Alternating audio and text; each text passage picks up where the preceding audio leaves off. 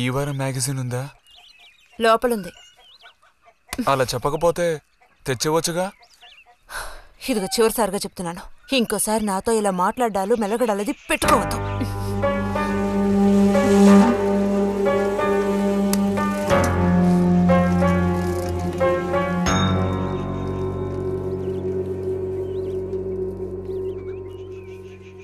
రామ రామ రామ రామ రామనామం పాడరా, రామనామం పాడినంత బాధలల్ల తీరురా. రామ రామ వచ్చేసింది.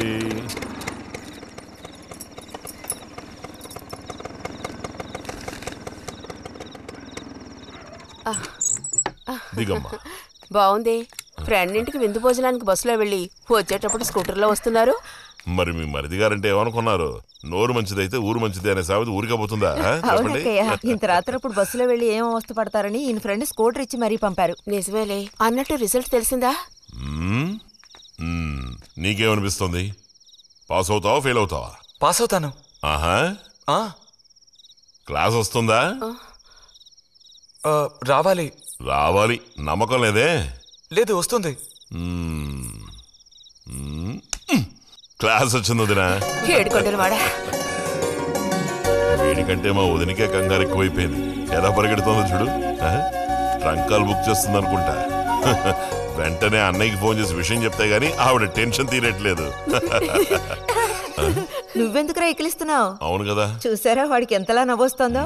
అన్నయ్య లాంటి తెలివైన వాళ్లే ఫస్ట్ క్లాస్ లో పాస్ అవుతారు. ఇక నువ్వు ఊరుకో. అది సరే, పోయిన పరీక్షల్లో నీకు ఎన్ని మార్కులు వచ్చారా? చెప్పరా. ఇప్పుడేవయ్యాయినా ఈ కిలింపులు? లెక్కల్లో తప్ప మిగతా అన్నిట్లో పాస్ అయ్యాగా. లెక్కల్లో కూడా ఎన్నొచ్చాయో కాస్త చెప్పండి సార్.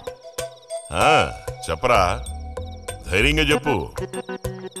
ఎందుకు భయపడుతున్నావు? లెక్కల్లో ఎన్నొచ్చాయో చెప్పు నాన్నా.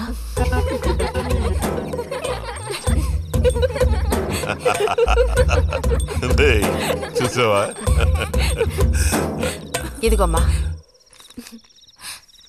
ఇక నేను బయలుదేరుతాను అత్తయ్య. ఒంటరిగా వెళ్ళదు. దారిలో పాము గీము ఉంటుందో ఏమో. అవును. బుజ్జి, టార్చ్ లైట్ తీసుకొని రతిని ఇంటి దగ్గర దించిరా. గోవింద్కి ఏం పని ఉందని వాడిని దించరా మనం? ఎవరికి చెప్పారో వాళ్ళు చేస్తే బాగుంటుంది. నీతోనేరా చెప్పింది? కాదు, నీతోనే చెప్పింది. వెళ్ళి దించిరా.